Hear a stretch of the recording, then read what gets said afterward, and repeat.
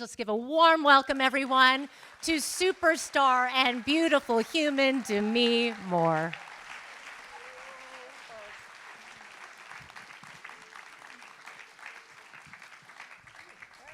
Very loungy. I know, it is very loungy, isn't it? I think they're trying to make us feel really comfortable. All right, I'm going to put my glasses on. Let's do that. Yeah, that's right. So,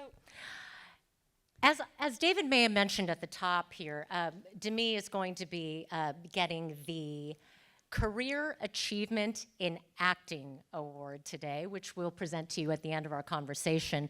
But this is going to be a little bit of a This Is Your Life interview, right? First of all, I guess, how did you feel when you were backstage looking at the clip reel? How did that make you feel? Like I was watching, a lot of life. Yeah. A lot of life that's been lived. It's a lot of films. Actually, it feels like lifetimes, because the gift is that we get to keep changing and growing. And what I was thinking is, thank God I kept getting opportunities to get better. And continue to. Yeah. And it's always a process, right? We always Indeed. evolve. We always try to be better. I do want to start, and again, I said this is going to be a little bit of a This Is Your Life, but I do want to start with your latest film, The Substance, which I mentioned is getting rave reviews. It really, you play a woman named Elizabeth Sparkle, who is an actress and a workout queen, in the vein a little bit of, for those of you in the audience who remember, like a Jane Fonda, right? So, doing the workout videos, but also an actress. And then at a certain point in her career is told, in no uncertain terms, by her boss, played brilliantly by Dennis Quaid, that you were past your prime. So pick up the story from there, because what happens after that is really interesting. The lengths to which Elizabeth Sparkle goes to maintain her youth and beauty is extraordinary. Well, as you said, I think it kicks off with somebody really hitting a very, the lowest point of true despair and rejection. Someone who's put essentially everything of importance into her work. If in the film, she has really no life outside. And as that's ripped away, I think she's left in such a state of such self-loathing that this opportunity is presented for a substance of this newer, younger, better version of yourself. You saw in the clip the vial, right, of the green, crazy-looking liquid. That's the substance. So explain to me what the substance does. The green liquid should have been the signal. Yeah, exactly. Yeah, that something was not quite right. Maybe that wasn't. Yes, exactly. Maybe you shouldn't inject it into your body. But having said that, talk about what the substance does to her. So I think, again, that maybe it's better to kind of look at what it was that appealed to me, of why Sure. This was so powerful, is I think in this moment of such despair, looking for anything that would kind of alleviate that kind of pain. And I think the key is, unbeknownst, it's not a younger, better version of herself as she is. In fact, it is another entity that emerges from her body, where we share consciousness. Literally from her back. Yes. Literally from her back. And in that sharing consciousness, we live in each body 1 week at a time, and there are rules, and when one side, the younger side, breaks the rules, the matrix body pays the price. And I think the metaphor of that was so powerful is, this idea of when we chase perfection, so often we end up losing the very beauty and uniqueness of what we've started with. Mm-hmm. The director said about this film and just the commentary on beauty standards, right, in society, and the pressure that women put on themselves. She said, I don't know a single woman who doesn't have a troubled relationship with her body. We were talking a little bit about this backstage, but some of you may know I've spent the majority of my career in television, and I mean, I'm a little embarrassed to admit this, but there is not a day that I wake up that I don't think about you know, my weight, the way I look, and it's not just the pressure that society and the industry places on you, it's the pressure you put on yourself, And right? I think that's what's so Yeah. powerful in the film Yeah. and what really resonated for me, why I wanted to do it, is that there's circumstances and they are what they are. And there are definitely standards that exist where, you know, women age out and or just get old and men get more distinguished and rugged. And I think, but for me, the way I've looked at it is that there's a collective consciousness of an unspoken aspect of this that, but, you know, and there is in the film this idea of the idealized, well, the male perspective of the idealized woman that we as women have bought into. That's right. And we put the pressure on ourselves. And I Yes. just wonder, because you've talked about this in your book, Inside Out. If you haven't read Demi's best-selling memoir, I highly suggest that you do. You can't, honestly, Thank you. honestly, I do not say this about a lot of books, you cannot put it down. Thank you. And part of the reason why you can't put it down is because of how honest you are. You really bare your soul, and I give you so much credit because that takes a lot of courage. You're really vulnerable, and you Thank really you. talk so openly about your life, the good, the bad, and the ugly, and the successes, the highs, the lows, everything. I highly suggest you read the book. Now, having said that, you do talk in the book about the lengths to which you would go to sort of get your body into a place that you felt it needed to be for a certain role or a certain period. And there's one moment where you talk about what you did during the filming of Indecent Proposal, Yes. which is unbelievable. Tell the story. Well, let me just go back one quick second and say, so the end of what I was saying is that that it's not what society is doing, it is what we do to ourselves. That's right. It's the violence that we hold against ourselves. It's that negative self-talk. And I think in some ways we can all relate to that, looking in the mirror, that compare and despair. And that is part of, in the substance, it's the, if you were to take all of those thoughts, the way that we can be so harsh and critical and create a physical manifestation of what that looks like, that's in a way the journey that Elizabeth takes of eventually deforming. Right, and you might have caught in the clip reel that scene in The Substance where you're actually getting ready for a date. Yes. And you're putting on makeup and then you're violently taking it off. So walk me through that scene and what because that must have been so draining to film, right? In the film, it's like a moment where she has an opportunity to step out of this self-imposed prison, where it's I think the most heartbreaking because she's so close to just stepping out that door. You know, where you go, you look in the mirror, you find something wrong, and you try to make it better, and then it's not good. not working. And you try something else, and then it just gets worse. And as, again, I look up and I see this gorgeous photo of Sue, played by Margaret Qualley, it's then an even deeper aspect of the self-loathing until the point where You just can't take it. You she break. can't- Yeah. You break. But back to your other point about the crazy things that I've put myself through, it goes back, again, to not what anybody was doing to me, but it's what I was doing to myself. For sure. And the value that I was putting on how my body looked was immense. Almost to the point of it being like life or death, that if my body wasn't a certain way, that I would be completely rejected.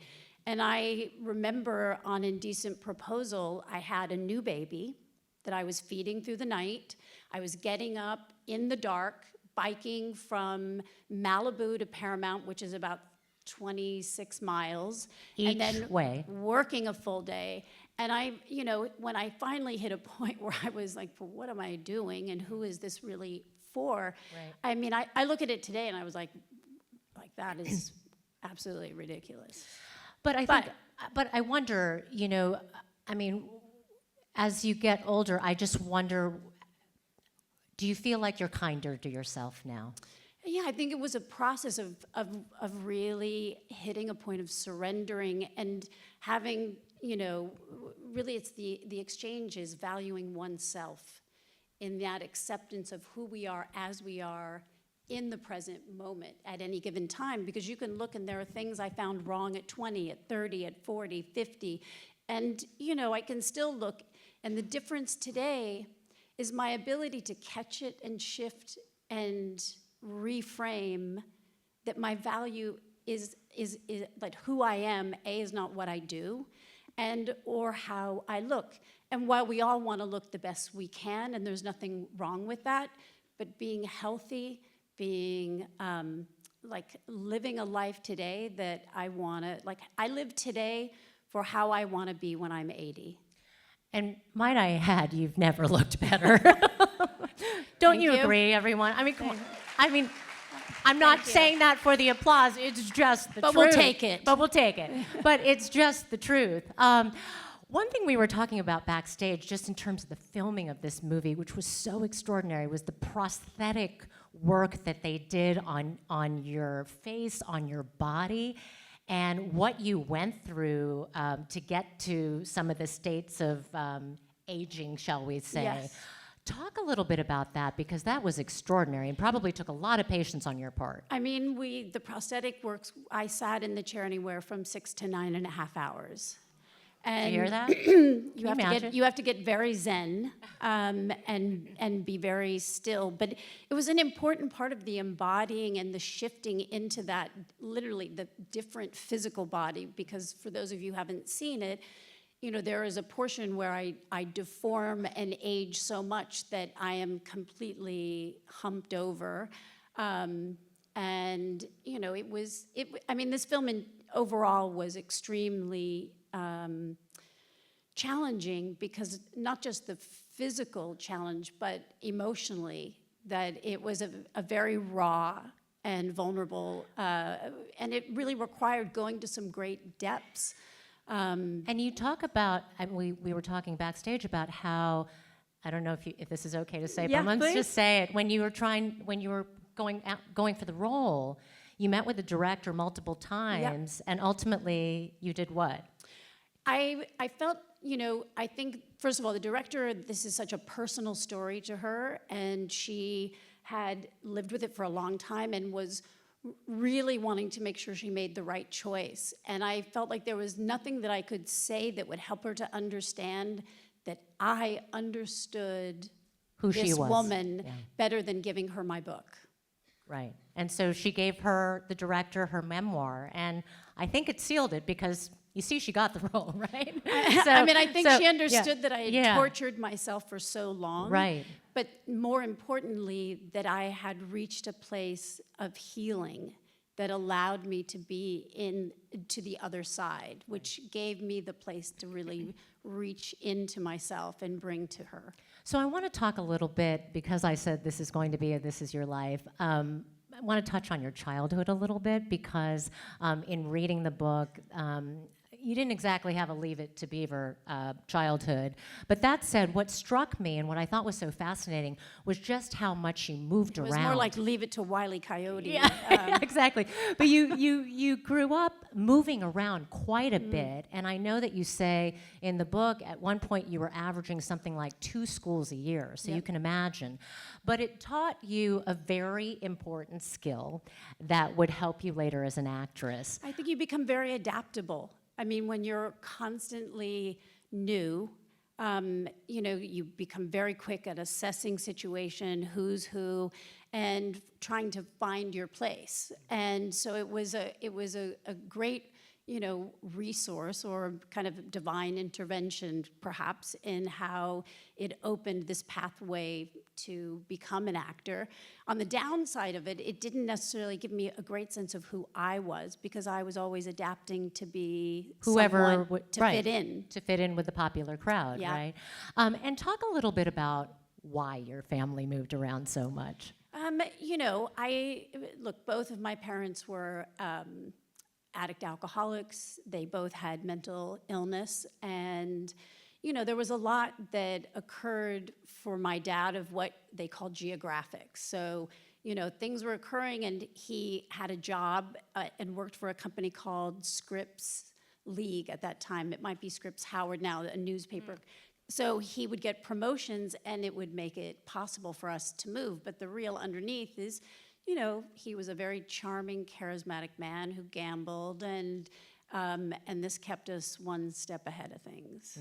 But I did learn how to load a U-Haul truck like nobody's business. That's right. That's right. And in fact, in one of the moves where you finally got to the U-Haul portion of the story, that was actually a real milestone. You thought, oh my God, we're doing this the right way this time, right? We're loading up the U-Haul. Can we talk a little bit? I guess maybe I knew this at one point, but I forgot. But did you know that Demi, one of her early roles in television, was on the soap opera General Hospital? Yeah. Also, I Googled at about midnight last night, is General Hospital still on TV? And as it turns out, it is. But you play, and I love this, you played investigative journalist Jackie Templeton. And is this right? Did I read this correctly? That you, in part, got the role because they were looking for a Margot Kidder type, right? Lois Lane from Superman. Yep. Is that right? I think that is true. Yeah. And it's funny, when I was watching the reel, I can hear how much lower my voice was when I was younger. I don't know what happened, but yeah, I was like, wow. Yeah, it usually goes the other way. Yeah. So I think it definitely fit. That was definitely I got General Hospital, I think it was a month before my 19th birthday. Wow. Oh, I didn't realize. Yeah. Wow. You were a baby. I was. You were a baby. But I'd already been living on my own since I was 16. 16, right? So yeah. That felt already like I'd been out there a long time. And out and about and in the world. I know you were at one point a receptionist at 20th Century Fox, but while you were on General, That's true. Right? Yes. Am I taking you back? Yes. So also when you were on General Hospital, you got cast in a movie with Michael Caine. I did. Called Blame It on Rio. Talk about that. Yeah, you're hearing a lot of... What's so interesting, so that was directed by Stanley Donen, who did, you know, Singing in the Rain, Two for the Road.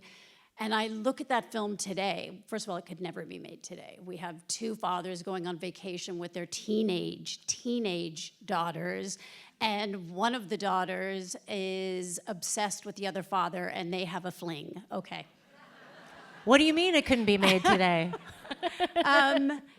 Yeah. Teenage Right. daughters. That's right. Yeah. So you've had so many milestones in your career. I know that you have said, at least you said in the book, that you felt that your first real commercial success was St. Elmo's Fire. You tell this unbelievable... Yeah, you can applaud if you want.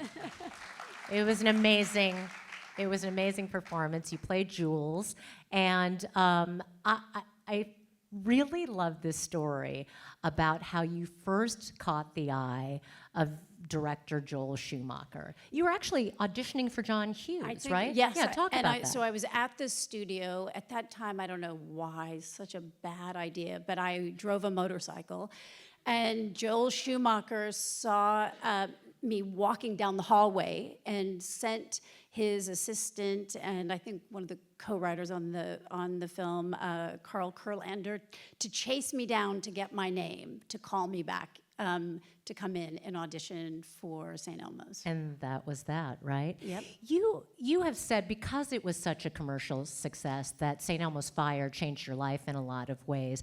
What did you notice started to happen after that? Was it a real clear, I'm getting more scripts now, I mean, I think it was a pivotal moment. One, culturally, we were seeing films that were making stories about young people, like we weren't put kind of to the side, filling in. It was actually what was happening in our lives as young 21, 22, 23-year-olds. And so I think not only was the film for me personally, but I think that it was a full cultural shift. And so from that, I did About Last Night. That's right. With the Rob Lowe. What? Sandwich night. There you go, yeah. Yeah.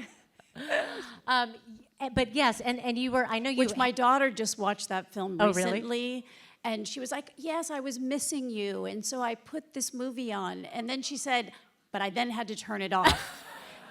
And I had forgotten about the sex scenes in there. She was, I had to turn that one off. Yeah. The other thing I didn't realize, because there was so much amazing chemistry with you in the film, and sorry to jump back to this, but I didn't realize that you and Woody Harrelson were such good friends when you made Indecent Proposal, and so you were like, it was like kissing my brother, right? It so completely was. I met Woody the first time right when Bruce and I had just started going out. They were good friends. They right? were good friends, and so when we would have these scenes on the set, he'd be like, "Ooh, sexy," la, la, la. I'd be like, "Oh, Woody." You're giving me the creeps. yeah. I also want to talk about Ghost, which is one of my favorite films of all time. I think we've all seen that love scene at the Potter's Wheel with Patrick Swayze set to Unchained Melody, right? It's one of the most iconic moments in cinema history. But I just remember, and I think I still have this reaction when I watch the film, but it's just, I'm just sobbing at the end, and I think a big reason why is because of the sort of quiet but powerful way that you exhibited your grief, your sadness, and you inhabited that character so fully. But what I found interesting and what I learned in your book was that film was important to you because it really taught you how to exhibit that kind of emotion. And you talk about how it was through learning how to breathe. Right. Well, what's interesting, when you look at something, I think something that you feel scares you just in that way that you know you need to do it if you want to keep growing. And I feel like that was this moment when I looked at what was being asked of me, and I realized, having grown up with being in a way kind of more of a survivor's mentality, that crying was something that wasn't safe. And so I had a lot of fear around this, and it's like, sometimes you get little gifts through experiencing a role, and one of the gifts of this was this recognition of how I was living, but I was holding my breath. That it was a way of you're literally holding. I was it in. literally like catching that I was holding my breath, and how that you can't connect with your emotions or what's in there if you're not breathing. Well, I thought it was interesting because you said something to the effect of, how am I to cry for this role when I don't know how to cry in real life, right? And exactly. it was because you were holding it in so much.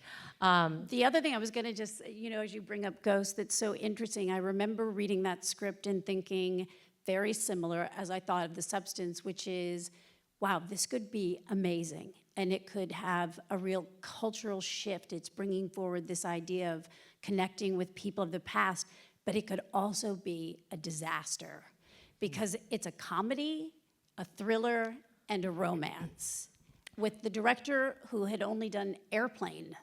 Wow. Like, I thought, wow. But if it worked, it would be incredible. And I felt very similar when I read The Substance. Interesting. I thought, Yeah. okay, wow, this is such a unique way to be delving into the subject matter, of aging, and but it could also be a fucking disaster. And when you see it, for those who haven't seen it, because it goes to such a Extreme. Yes. Extreme. Yeah. I mean, and it's so funny because one of my very close friends had seen the film before me, and he knows how I get. I'm a little bit of a fraidy cat. I do one of these, and I'm not gonna lie, there was a little bit of this when I was watching the film, but it's so powerful. And I'm just going to say, please, if you haven't see the film. By the way, just to talk about Ghost and how you had that feeling of this could go either way. It could be a total disaster or it could be amazing. It was the highest grossing film of 1990. And also, for some of you who are maybe a little bit older and remember video cassettes, it was the most rented video cassette of 1991. Remember Blockbuster, everybody? Yeah, that's right. That's right. And you know what That's I'll right. add that's so interesting is it got terrible reviews. Isn't that interesting? Yeah. I read that and I thought, Got seriously? terrible reviews. And I know you say there are a couple of films that if you're, channel surfing, if they come on, you just can't click away. And you've said, I think Ghost and Pretty Woman are those films, right? If you see it, you're not going to not watch it. And I think Ghost is one of those films. I know it is for me. I want to talk a little bit about something that you say is an image that is maybe more, you've said in your book, is more closely associated with you than almost any film, which is, do y'all remember the 1991 Vanity Fair cover?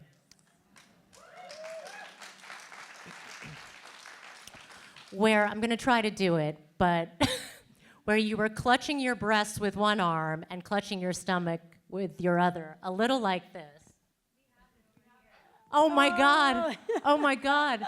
Wait, can you, well, that's okay, that's okay. Well, anyway, I suggest that you Google, okay, she's thank bringing you. it up. Here, I'll grab it. Oh, this one's in No, the this not one's in that the one. suit. That's a That's good in one the suit. too. Another one, that's an amazing one too. That's an amazing one too. Different one. She's been on so many covers, everybody. You know what I mean? But can you talk? What's interesting? Yeah. So that cover that she has. Was that also Annie Leibovitz? It was in exactly a year later, and it was a body painting. So Right. I'm nude, but I'm in like a man's suit, and when. But what you were going to bring up is that the pregnant cover was not a shot that was for the magazine. That was actually done for me. Yeah. At the end of the shoot, we were doing it just so that we had a family Isn't that fascinating? picture. That was never supposed to be on the cover. And I think you said something like, wouldn't it be amazing if they had the courage to put this on the cover? And they did. But it caused quite an uproar. I mean, I kind of remember at the time, everyone was talking about it, and the commentary wasn't all great, right? I mean, I just kind of, oh, here it is. Here's the. Oh, there we go. So we'll hand it back. What's interesting is. Do you remember? I think what's fascinating is So good. the. It's so damn good. It's sweet. Oh. But look at how And you were big pregnant with I was. You were pregnant with Scout, right? Scout. Yeah. This is someone's For a personal, second. so I don't Yeah. want to hurt it. But Okay. Thank you for passing it up. We'll make sure you get it back.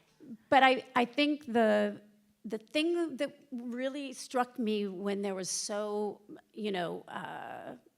much back and forth about it, and part of what I felt in just showing up to do the shoot and was an honest expression of how I was feeling at that time. Well, and you wanted to, why am I hiding the fact that I'm pregnant? Bruce loved it. He loved you in that moment, right? And you wanted to celebrate your body, right? I mean, am I wrong? I felt very empowered as a woman. Yeah. I felt sexy.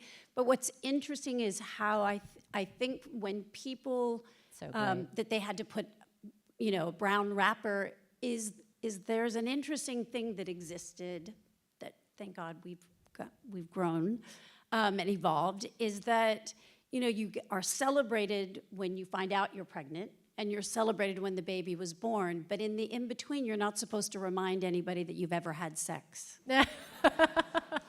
and that it's a shameful thing. The Virgin Mary. I do think that kind of was again one of those things where there is a silent agreement about what's acceptable and what's not, in the same way that there's been a certain agreement around, women aging and kind of then being pushed to the sidelines in a way that, let's just say up until now, that we've kind of all agreed to because that's just the way it is, but that doesn't make it the truth. That's right. It Thank just you. doesn't. And I think that that's part of why we're all here in this process of redefining it. It's what That's the right. film, I hope, besides it creating just a greater sense of gentility towards ourselves, but that it perhaps lays a few pavers down on this road of a cultural shift, so that we continue to celebrate who we are in all of our phases, and remove this idea of good, bad, right, wrong, one's better than the other. Well, I think it's a reminder, too, because it really forces the viewer to look sort of deep inside themselves, right? And I think that's one of your hopes, that we will all do that and sort of say, whoa, I'm being hard on myself. I'm judging myself harder than they are on the outside, well, right? as I had Sometimes, people yeah. come up to me after Ghost, really expressing gratitude for creating a hopefulness in having, lost people in their lives and knowing that perhaps that they are not gone forever, that they're still with them.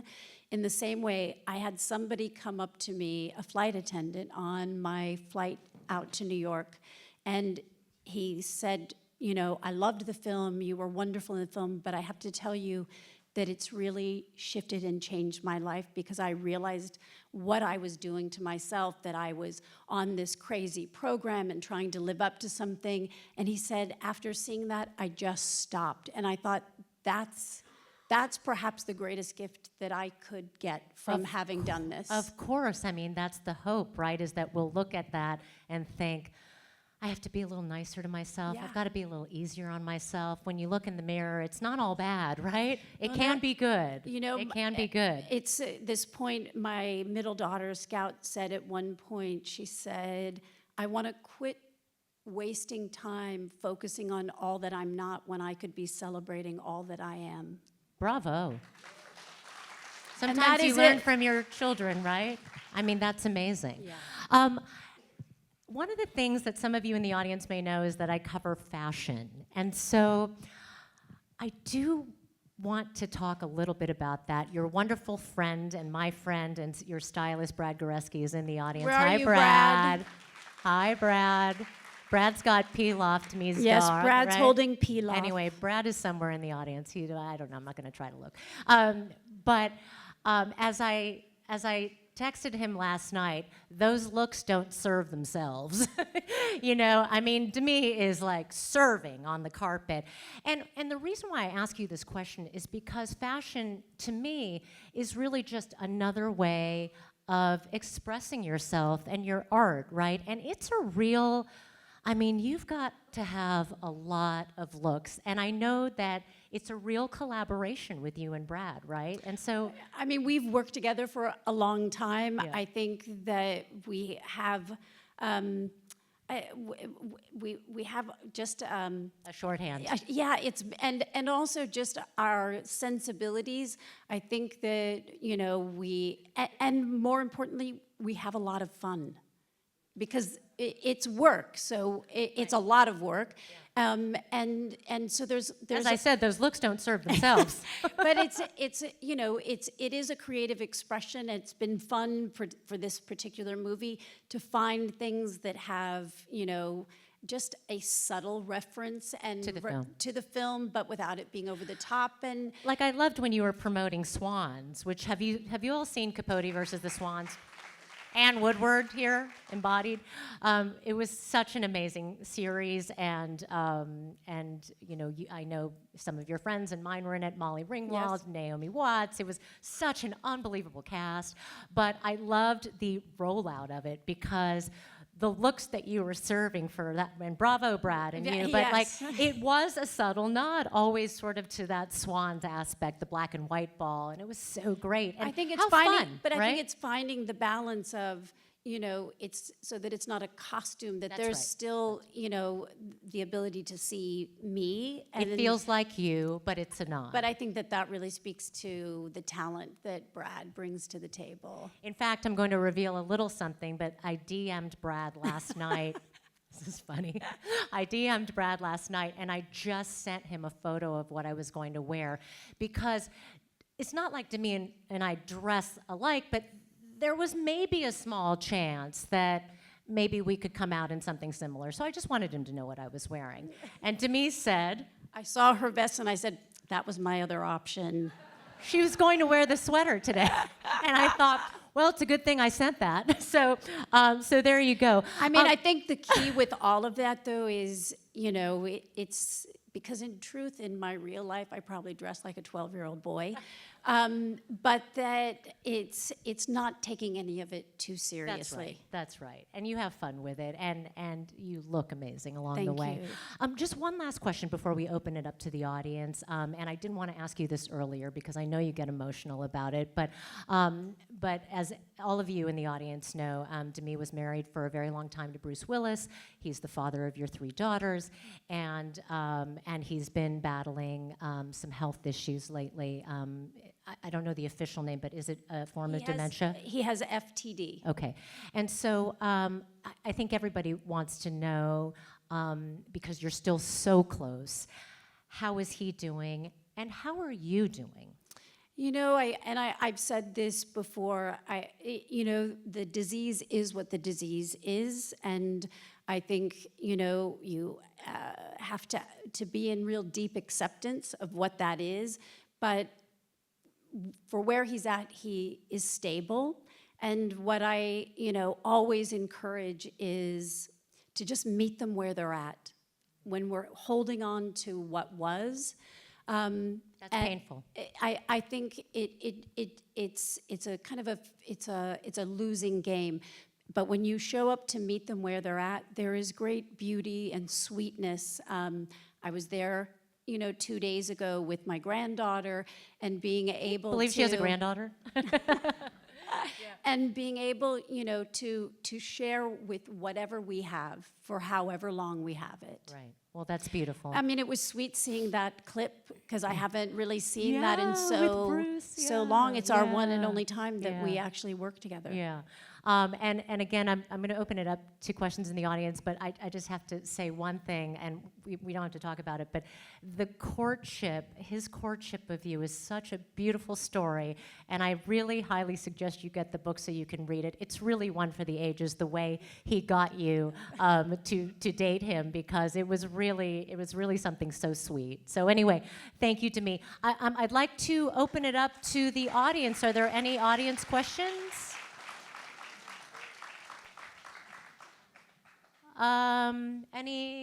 Yes, right here. Is that Marcy? Do we have a Hold on, microphone? we have a mic for it. Hi, Marcy. Hi, thank you for coming. Thank you.